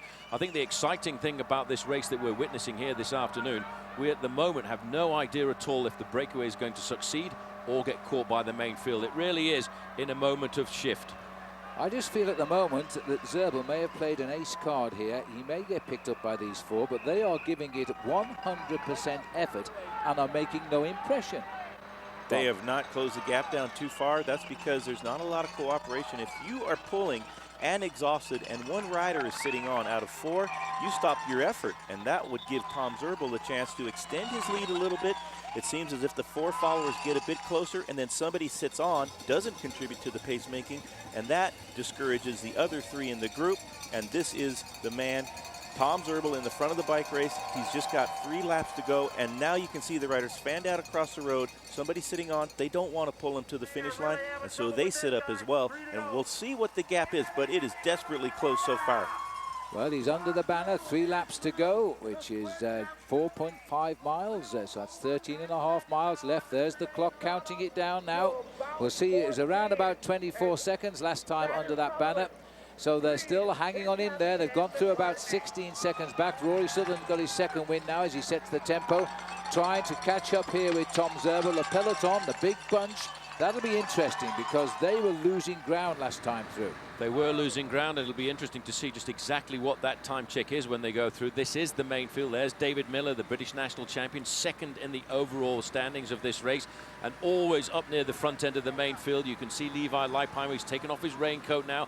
He's still got his American national champion jersey over the top, but there, the little shoulder indicates he's the man in yellow. Yes, and notice how much space he's making himself. Even though he's in a big pack of riders, he's just making sure he keeps himself out of trouble here, because the only way he can lose this race now is by falling off, and we wouldn't wish that on him. We'll take another break. Rejoin us for live action in Pasadena. Welcome back. 2.5 circuits of Pasadena are left. Tom Zerbel is still out in front. 4 riders are just on 15 seconds behind him, and the peloton are reacting. They are inside 2 minutes. They're inside of 2 minutes, but they may well have left it just a little bit too late here this afternoon, because when I saw the main field, there weren't a lot of riders from different teams chasing at the front end of the main field. A couple of riders from Rabobank, a couple from Quick-Step. They need about 10 guys, I think, to pull back this man, because Tom Zerbel here is absolutely doing the ride of his life. He's still holding on to a 15-second advantage over George Hincapie and Jason McCartney. Those are the 4 chasers, and they are looking to me, Bob, as if they're giving it full stick. Oh, absolutely. That's George Hincapie. He's recognized his best moment for a stage win. His team, High Road, hasn't won anything yet in the Amgen Tour of California. Jason McCartney is with them as well. Rock Racing's Michael Creed there, and HealthNet's Rory Sutherland. So George Hincapie trying to get the 3 companions in this chase to cooperate. That's the only chance they can have to catch the man in the front, Tom Zerbel. Well, they've clawed back just 10 seconds on Zerbel's advantage in nearly 4 miles of solid chasing. So they're not exactly rushing at him. As we go back to the big pack here again, it is the Quick-Step riders from Belgium on the front, in the hope they can deliver both Tom Bonan and the world champion Bettini to the finishing line first. Everybody, as Paul Sherman has said, wants to win on the last day. Everybody wants to win if they can, and you can see the urgency in the front end of the main field for Timo Stana and, of course, for Levi Leipheimer. He doesn't really want to get involved in any of all this. He just has to be safe. He has to sit in the main field, keep a very close eye on David Miller. David Miller, in second place overall, is probably the only real man who can challenge him at 49 seconds. And David Miller yesterday on the finishing circuit put in a very good move to try and dethrone Levi Leipheimer, but Leipheimer had all of his men around him and pulled him back. It was for a moment, though, a terrific move by Miller. He only needed those 49 seconds. There was time bonuses on the line, as there are today, of 10 seconds for the winner. So he only needs to get 39 seconds in effect and win the day in front of Leipheimer. It's touch and go, but I think Leipheimer's team are up to it today. They're watching Miller like a hawk, I would imagine, back there through the rain. As we can see the leader now, Tom Zerbel, this man from America who has got better and better as this tour has gone on. This is the hard bit because he's trying to keep maximum effort. Doesn't look like it, but he's climbing a hill here. And as we pull back, we'll get some relation. They're not getting any closer.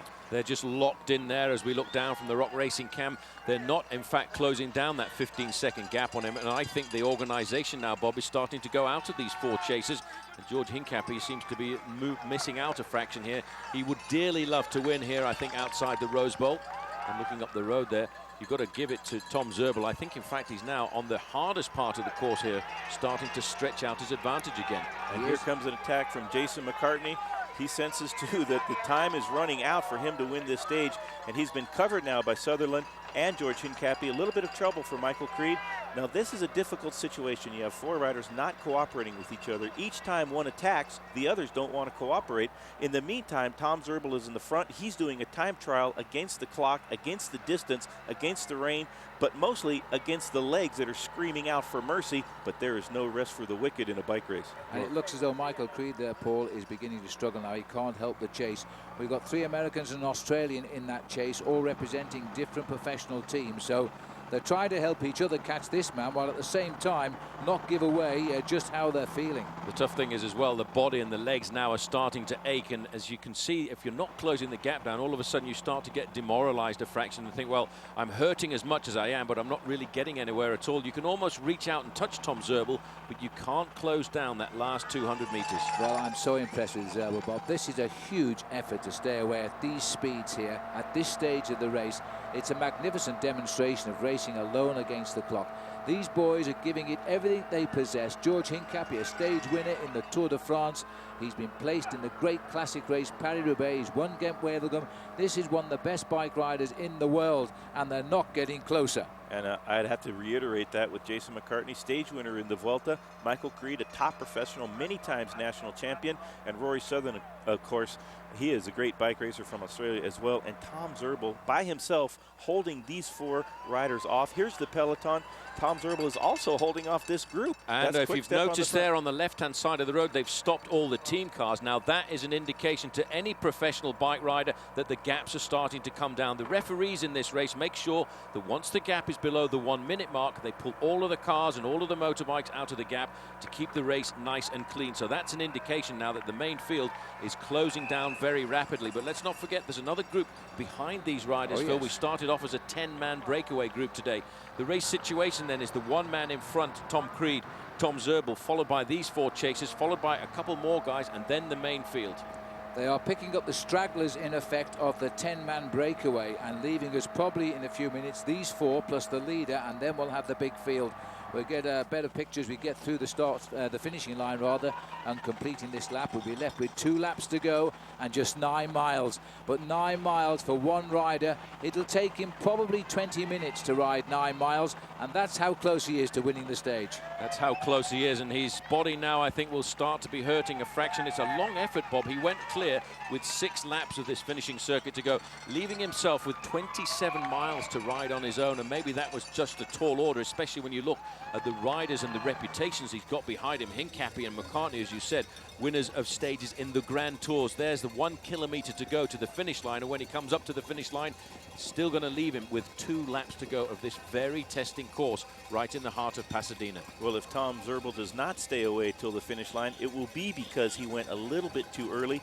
He still needed the riders that were with him at the time when he did attack to cooperate a little bit closer to the finish line before he put in this devastating attack. You got to hand it to him anyways, no matter it's success or failure. This is a great ride by Tom Zerbel. Absolutely right, Bob, and it's an heroic ride right now, because remember, he was part of a 10-man break, went clear of the field, 7.5 miles into the 93 miles today. He's coming under the banner again, 2 full circuits to go. The clock starts now, And last time he had 15.5 seconds advantage over that chase group, and it's going to be pretty much the same. This is a terrific show by Zerbel now, and looking down the straight, you see these cars haven't been pulled out. That's a good sign for Zerbel. 16 seconds, I'll give it. I would say half a second more to the gain and 4.5 miles of pain. Well, that has been 4.5 miles, and it hasn't changed at all. And I wonder if this man has got the strength in those legs of his to keep going at the same tempo for another 9 miles. His body will start to really feel the pain, Bob. Accentuated, I think, by the fact that these climatic conditions really are very difficult. It's cold out there. It's only just tickling the 50 degrees Fahrenheit. And that wet rain will get into his coat, into his jersey, into his legs, and it'll start to deaden his body a little bit later on. He will be desperate to get the time gaps from the Mavic neutral support there. They'll say it's 15 seconds. It's been 15 seconds for about 15 miles. You're pretty close to the finish line. If you can stay this far ahead for one more lap, you could probably win this stage, but you've got to put your head down and just go with everything that you got. He is 18 minutes from that finishing line. Can he hang on to a gap of just 15 seconds? Here come the big pack of riders now. We think they may have swept up everybody apart from the 5 men that we've seen. The clock is counting here. They will get the 2 laps to go. They will be 9 miles from the finish. Oscar Ferrer's teammates have been sent to the front. There it is, 2 to go. Well, the chase is on, no doubt about it. Astana protecting Levi Leipheimer. In place there's a sprint, but I think they're in good shape. Well, I made that, Bob and Paul, about 1:37, and that is a great gap. I think he's got a real chance now, and boy, I don't think anybody in the commentary box wants him to lose right now, because this is a show of defiance. We'll be back for the finish. Stay with us. Tom Zerbel, you stay out in front.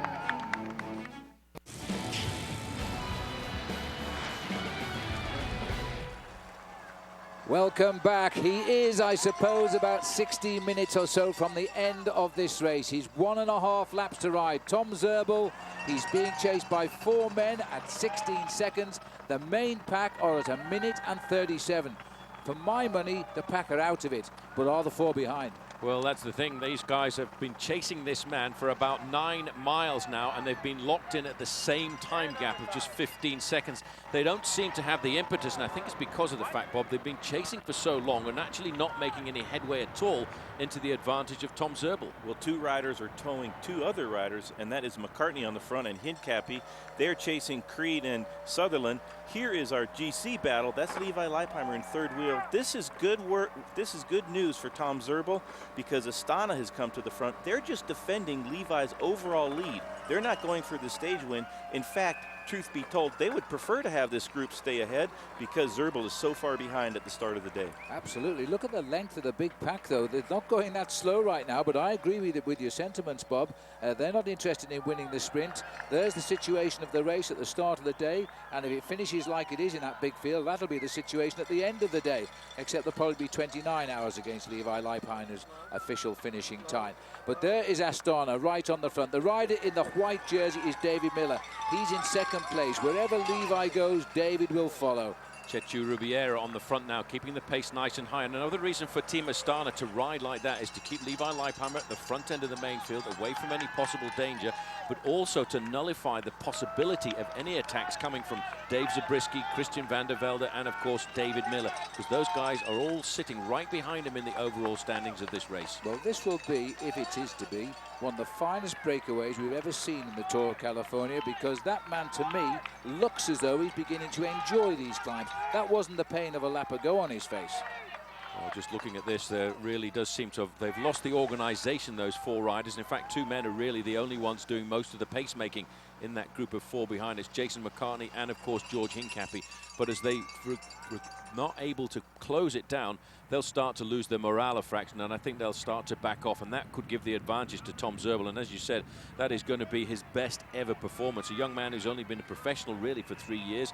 He turned professional for Priority Health a couple of seasons ago, and now he's representing Team Bissell, which is a local team here in the United States of America, taking on the big guns of the sport from overseas. That's right, Bob. Correct me if I'm wrong, but if he wins for the Bissell team, then he's going to be only the second, only one other American team has ever won, and that's Toyota United, based here in the States. In 3 years of the Amgen Tour of California, you're right, he would be only the second domestic team to win a stage. This man, however, is the defending champion. He's on third wheel, and that is Levi Leipheimer, the man of the hour in the leader's yellow jersey, the overall leader. Levi only has a few miles to go before he wins his second consecutive Amgen Tour of California.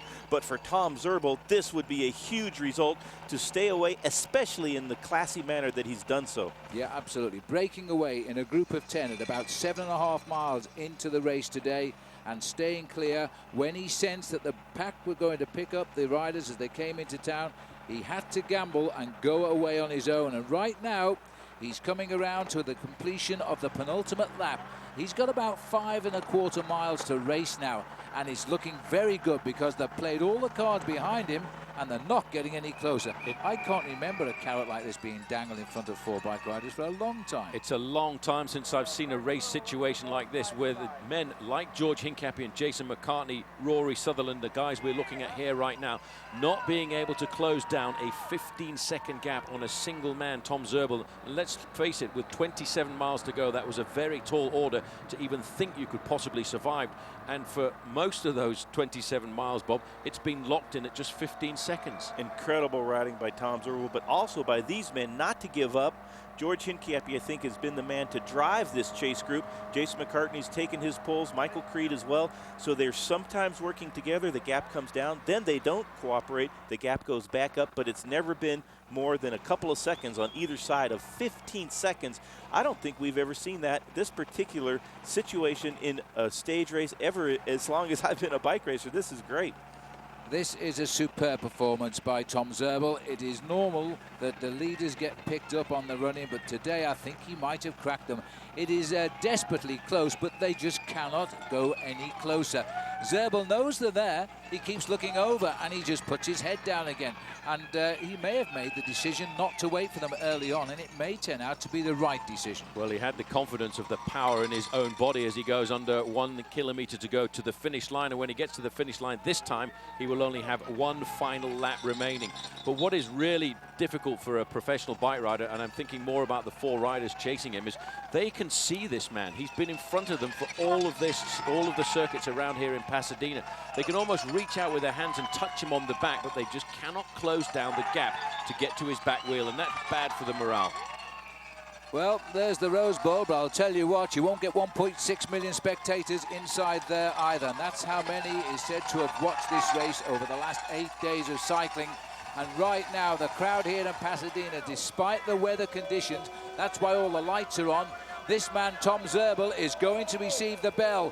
1 lap to go, 4.5 miles, and they are still no closer than they were 9 miles ago. Well, that is an incredible performance by this man, a stomping performance, I'd have to say. The gap has come down a fraction here, Phil, but maybe only by 1 second. That isn't very much in 4.5 miles. It really goes to accentuate the performance that Tom Zerbel is putting in at the front of this bike race. McCartney there from CSC just looking across at George Hincapie saying, what are we going to do to pull this man back? They've tried everything so far, and they've still not been able to do it. One man tacked on the back there, Rory Sutherland. He might be the only man with a chance to close that gap down to Tom Zerbel if he's been sitting on. This is the chase in the main group. This is the Astana squad of our race leader, and that would be Levi Leipheimer. He's had an incredible battle throughout the week to keep that jersey, but he stayed out of trouble. He's done his job when he needed to in the individual time trials. He's been great on the climbs, and now he is very close to winning his second consecutive Amgen Tour of California. Well, we're waiting for the time on the main field going through as they come up the straight now. Are they getting closer? The answer is yes, they are getting a lot closer, Paul. 67 seconds is the gap now, so it's not over. They've pulled back 30-odd seconds in that last lap. Well, if they pull back the same amount in the next lap, then that's not going to be enough. But I have a feeling they may well still have something up their sleeves. The main field will want to try and win this bike race. Everybody wants to win on the final stage, and especially when we're here outside of the Rose Bowl. The lone leader now has a 14-second advantage over the 4 chasers and 67 seconds over the main field. It is uncanny how races like this, Bob, tend to come back together all in the final few miles. It is uncanny. You're absolutely right. Tom Bonin will be sitting in the field, looking at the progress of the peloton towards these 5 men up the road. Now there's 1 against 4 against the whole peloton, but Tom Zerbel seems to have made the most astute move. He got a chance to go away by himself, and now it's all up to him whether or not he can hold off the rest of the field, and especially the little chase group that's just behind him by a few seconds. This is going to be a dramatic finish. Here's an attack here. George Hincapie's launched it. He's desperate to reach this man up front. He's chose the climb at the back of the circuit. He may have been waiting for this move on the last lap. Now he's going to have to try and reach them. And I think Sutherland is the only one trying to reach him. Sutherland could see that acceleration coming from George Hincapie, and Hincapie has nailed that gap in the space of 200 meters. That is the quality of this man from South Carolina. He is riding a superb ride here. Well, they're regrouping. They've caught Tom Zerbel. We now have 3. Tom will be surprised at the speed. Has he got the legs to get back on the tail of them? George Hincapie with a tremendous move. 4 miles from the finish, has jumped up to the lead just like that, and he's left behind the 2 other sprinters. Now there is the man Zerbel. Can he just hang on in there? Surely he's got to be on the podium tonight after that performance. Well, he's digging deep now. He's looking down there to check the gears out, and he's really got to pull himself inside out at this moment. You want that man to succeed, don't you? You want him to get it back up to those other riders, because he deserves to be on the podium here this afternoon. Rory Sutherland leading George Hincapie around that corner, but the way Hincapie came across that gap, Bob, that was an indication he's hungry. He wants to give Team High Road a victory. Tom Zerbel back on the wheel of George Hincapie, turning himself inside out and going through agony. What a shock to the system to be so many miles, 20 miles or so in the front by yourself, and then to have 2 riders catch up to you within the closing miles of the bike race. Now Tom Zerbel's done enough to just sit on. He mustn't put his nose in the wind one time or he won't have a chance to win the stage, but he's still in with the chance. And again, Rory Sutherland's been another tower of strength in the race this week. He wears the Tachyon Most Aggressive Riders jersey from yesterday, and he's been in the breakaway all day today along with George. George would love to get the victory for his new American team, Team High Road. Just checked over his shoulder to see if he needs to make a more effort, and has put his head down again. This is big, strong George Hincapie at his very best. He rode all 7 Tours de France that Lance Armstrong won as Lance's most faithful teammate. And now he's changed teams, and through on the inside is Michael Creed, and they've only just spotted him. Well, they all came back together. They looked as if they'd got the gap. Then all of a sudden, it was the same scenario. 5 riders now lead this bike race over the front end of the main field. And Bob will know, as I do, that this is a very dangerous situation for the breakaway. They are playing cat and mouse now, and they are losing 5 seconds, 10 seconds, 15 seconds to the main field, who will not be slowing down at all. The flag of Colombia flying there. We've got Colombians in the race, but none in the breakaway just now, as this has been another move by Michael Creed. This is the man that did the same in Acton at 26 miles to win the sprint there. He did the same at the top of the mountain at Mill Creek. He was first there. This time they're paying him a lot more attention, and Hincapie seems to be having to do most of the work here to chase down the moves. Well, I think Hincapie is the fastest in this group, and he realizes, and he's got this experience to know that he dare not actually let a move go away close to the finish like this. Now, as the 5 have reunited themselves, let's have a look down the pack here. Here are the pack absolutely flying now. I reckon the gap is probably close to just 1 minute, and all of the cars in between shortly. Well, there's that flag again. It's not even a minute, I don't think. We're looking at 35 to 40 seconds advantage of the main field. Levi Leipheimer just sitting there, happy as you like. And the teams of the sprinters don't realize, I think, Bob, that they've got a very good chance of winning this bike race here this afternoon. On the climb now, it really hurts. Mike Creed over on the left-hand side. Is he going to have a little dummy attack? No, but Hincapie is. Hincapie goes up through the middle. Well, he signaled that one, and he made a move. Creed got him, so there's 2 of them together. They've slowed down again. If they keep on this stop-start stuff, they'll be caught. They've just stopped all the team managers' cars behind. That's an indication the gap is closing rapidly. There's Rory Sutherland now going up for broke. He's decided to try and move. Chased there by McCartney, and still Hincapie wants this. Hincapie comes straight over the top. Well, this would be a huge result for the HealthNet team, because their team has been decimated with sickness here this week, and they're only finishing a handful of their riders. And this man, Rory Sutherland's had 2 great days. What a weekend he's had in California. But he's had to desist again. He's marked out of it as George gets up to him once more. McCartney coming across the gap there in 3rd place on the road. That was maybe 1 hill just too far for everybody else in this breakaway, and especially for for a young man, Tom Zerbel, who I have to say was putting in a sterling performance. Just a lap ago, it looked as if he was going to walk away with victory on the final stage here, and Hincapie looks back over his shoulders and says, right, I've got to keep this going. It's better to be two men at a situation like this, and we need to work together. Then we can sort it out when we come down to the sprint. George Hincapie, what a classy ride of this powerful professional. He will never surrender on this stage. Team High Road hasn't won a stage yet, and desperation for George Hincapie. This is the last day of the race. There's no reason to leave anything out left over. You want to be absolutely exhausted no matter what the result when you hit the finish line of today's stage. There is absolutely nothing to lose for these three men in the front. McCartney hitching up again at the back here for Team CSC. They also want a big win since the demise of Fabian Cancellara, who won in Palo Alto. We haven't seen too much of Team CSC, but now they're back in the thick of it here. Hincapie, McCartney, Sutherland, they're saying there, but I think that's in it's probably it is Jason McCartney. Of course it is, who's just joined on the back. Yeah, the three riders clear. 3 leaders now. They dare not start to play around at too much cat and mouse, because as these guys slow their average speed down to around about 25 or 26 miles an hour, the main field, the main pack behind, are cruising down towards the finish at 35 miles an hour. I just see them moving out the neutral service vehicle, the yellow car there. That is an indication we could be down to as little as a 30-second advantage. They usually take away those neutral service cars at around about 20 to 25 seconds, and the pack are being led here by the Team Astana, the team of Levi Leipheimer. I thought they were trying to control the race and just finish and hand Levi his yellow jersey. Instead, they're trying to wipe out the lead of these three and bring it all together for a sprint.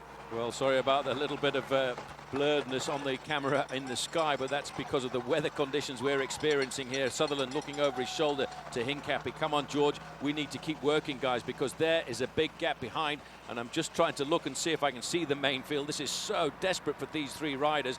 They need to keep working if they want to survive, because the main field in the last kilometer can wipe away 15 seconds just like that. And it's happened before. We've seen it happen many times on stages of the Tour de France, and this race is an ideal replica of the Tour de France. Great organisation and great racing. There's no doubt about that now, Bob.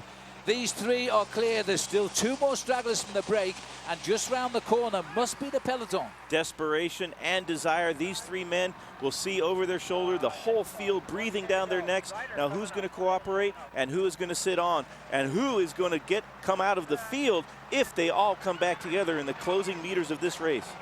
And who is going to take the flyer, because they're more concerned about who is coming up here as they're trying to hang off. They're looking for the 1 kilometer to go. Bridge over the road. There's the peloton, the charge of the Light Brigade, as they now head up to try and wipe out the advantage in the very last meters of the race. Well, it is so desperate there. It's 1 kilometer to go now for the leaders.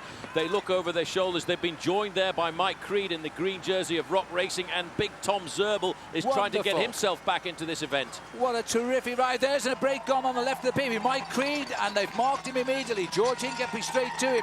This will start the moves now as Jason McCartney makes his move as well, just as Tom Zerbel was bridging the gap. In the distance is the peloton as they open up for the finish. Well, there you can see Jason McCartney's decided to lead this one out, but it's an awful long way to go to the finish, and Hincapie accelerates now. Now Hincapie is using all of his strength. Is he going to win for his Team High Road? He's being chased home by Sutherland, but it looks as though George Hincapie, and what a race. There's the pack behind them.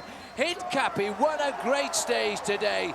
Rory Sutherland in second place, Jason McCartney third, Mike Creed fourth, Tom Zerbel a valiant fifth place, and then as they come up to the line, it's JJ Hayedo who cleans up for the rest of the field ahead of Mark Cavendish. What a race. Well, that win there of the main field sprint by JJ Hayedo may well just have given him the lead in the points classification. There you can see Levi Leipheimer, the little yellow sleeves just poking out there from his national champions over jersey. He's won the Amgen Tour of California, and a big thanks to the team. And won it for a second year as well.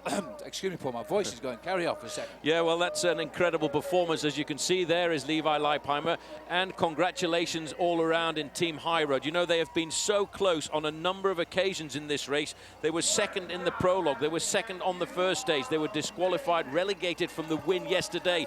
They really wanted that win, and what an ambassador for George Hincapie to get the victory there. But I have to say, that team we're looking at there, the team of Levi Leipheimer, Team Astana, they were solid throughout the whole of this event. They knew what they wanted to do, and Levi came up at specific points during this week and he delivered.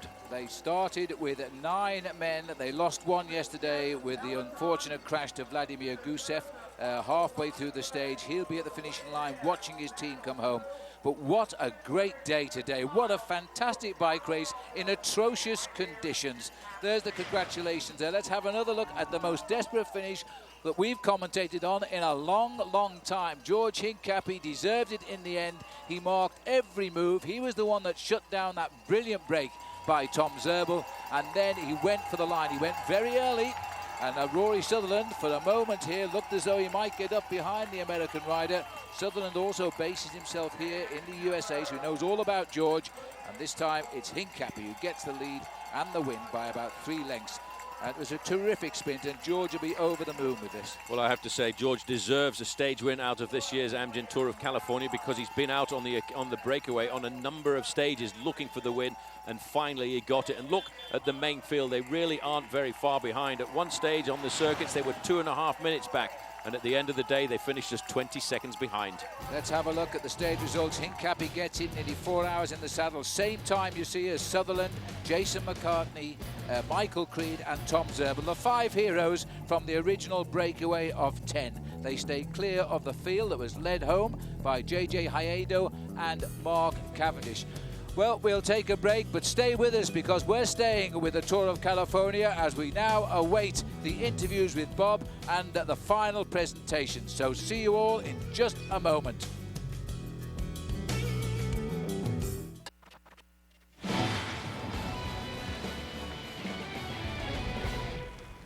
Welcome back to Pasadena. The crowd has stayed with this race, not just here, but all the way around the route of over 660 miles, and they're now waiting for the prize presentations. We've seen a terrific stage today, enacted beneath a downpour.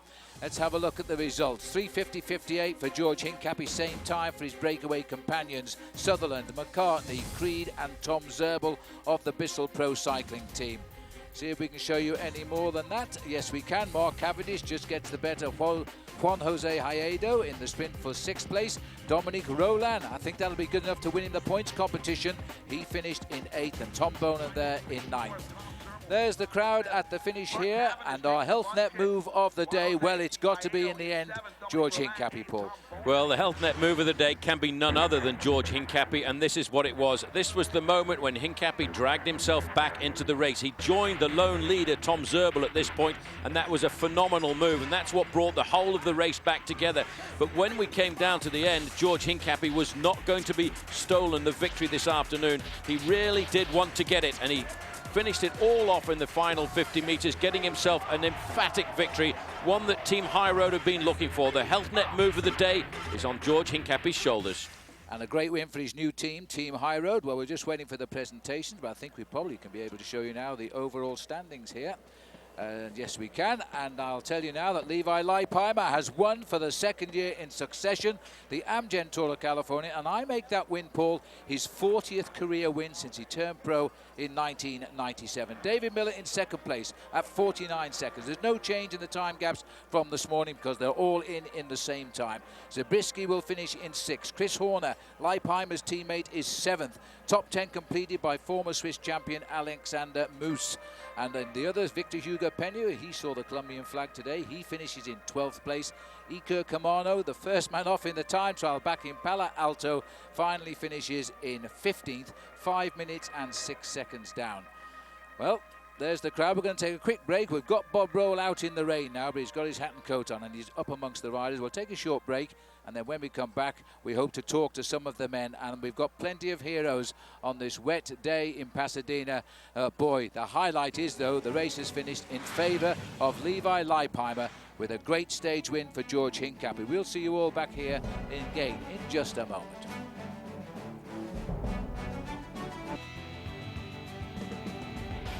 Almost ready for the prize presentations. There's the congratulations for the day's winner here, George Hincapie. He got the big stage win there, and a tremendous ride indeed, because nobody knew who was going to win the stage today until Hincapie finally got to the line. It was always in doubt. Was it going to be one of 5, or was it going to be one of 80 bike riders, Paul? Or was it going to be Tom Zerbel, who was the man who led for an awful long way with 27 miles to go, making the brave attempt to get himself off the front end of the main field. But Hincapie rode very sensibly. using all of the knowledge he's garnered over the years as a professional cyclist to nail back the gap at the right possible moment. Well, let's have a look at the leaders' jerseys and just see. We should be able to work out all of the winners now. The overall winner of the Amgen Tour of California, Levi Leipheimer. The Union Bank of California Best Young Rider for a second year, by the way, is Robert Gessink. He was the man that won the stage down over the top of Mount Hamilton. The sprint winner, sponsored by Herbalife, that's Dominique Roland, because he finished in the top 8 today and kept his sprint points intact. While the King of the Mountains winner, and I have to say it has been a great week for Team BMC, and Scott Nydam is the man who has run out of the winner of this. And in Scott winning that trophy, we also wish his father a fast return to top health.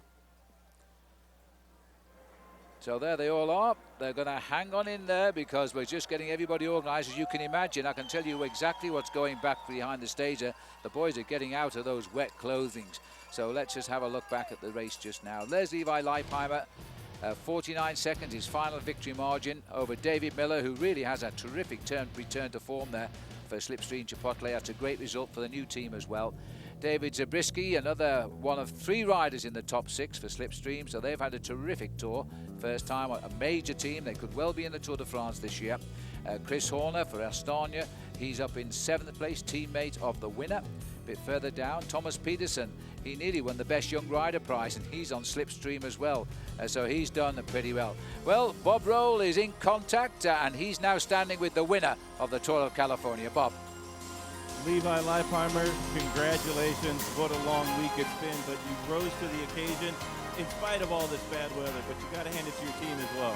Yeah, Team Astana was unbelievable. I think it's safe to say that this was the hardest edition of the Tour of California. The wind, the weather, the courses, and the competition. And you know, I was telling Fabian Cancellara the other day that you know, what makes this such a great win for me is the riders like Fabian, like David Miller, Christian Vandevelde, Paolo Bettini, Tom Bono. We have the world's best here, and it's something I can really be proud of, and Team Astana can be proud of, because they did a tremendous job this week. It's safe to say that Team Astana is one of the best stage racing teams in the world, especially looking forward to the rest of the season, the Giro d'Italia and the Tour de France. Bob, Team Astana is the best stage race team in the world, no doubt. All right, congratulations, Levi. Thank you. Yeah, well, Paul, I don't think anybody will argue with him right now. I'm just wondering what the organisation, the Tour de France, is thinking now, because they're going to read the results of the Tour of California when they wake up tomorrow, of course, the time difference, and they're going to see Leipheimer the winner, and they're going to wonder, they've made the announcement they won't accept this team, but not, without making a big deal about the point. The fact is that this is the same team only in name, and you can't change the sponsor's name. It's a country, for goodness sake. It's the capital of Kazakhstan, but everything else is different. Everything else is completely different, completely team structure. Johan Brunel at the top of that team structure, and I think if you go back to the past and Johan Brunel, the thing that he likes to do is he doesn't like to do any politicking, no going to governments to try and persuade changes. I think what he'll try and do is he'll try and make the riders make the decision with their legs out on the open road, and I think they've started writing a very good story here at the Amgen Tour of California, because they were the best, most solid team for winning a stage race like this event. That's absolutely right, and they've been winning races in Europe already as well, while this race has been in progress. But there's the winner waiting for the prize presentation. We won't be able to get to the prizes. The boys are taking a little bit too long, I think, to pull on those dry clothes, and we can't blame them for that. But we hope you're have enjoyed our live coverage this weekend on Versus of the Tour, and every day this week we've showed you the edited highlights. It's been a superb race. Amgen are convinced that this will go on and on. We're with them. Despite the weather conditions, one of the best races we've seen, and the Tour of California being watched again by almost 1.7 million spectators, and all of this despite the weather. Well, of course, here on Versus, the cycling season now is very truly on, and Cyclism Sundays will bring you Paris-Nice, all of the major races, and our highlight, of course, the Tour de France. Cycling stays. We're having to go now, so for Bob Roll, Paul Sherwin, me, Phil Liggett, we'll see you on the road again very soon. Goodbye.